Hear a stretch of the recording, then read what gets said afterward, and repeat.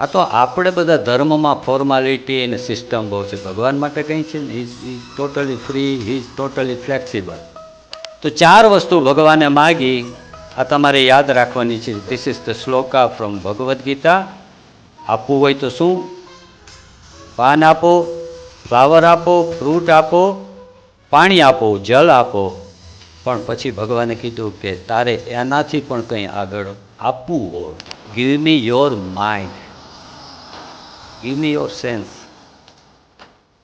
ડુંગરે મહારાજ કહેતા કે માણસ અત્યારે કળિયુગનો માણસ તો ઘરે આવે ને તેની વાઈફને કે આઈ એમ યોર્સ. ઓફિસમાં જાય તેના બોસને કહેશે બોસ આઈ એમ યોર્સ. પાર્ટી કરવા જશે તો એના ફ્રેન્ડ્સને કહેશે આઈ એમ યોર્સ.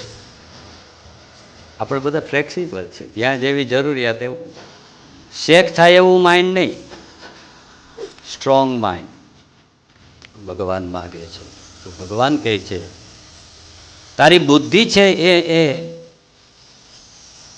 મારી સાથે કનેક્ટ કર.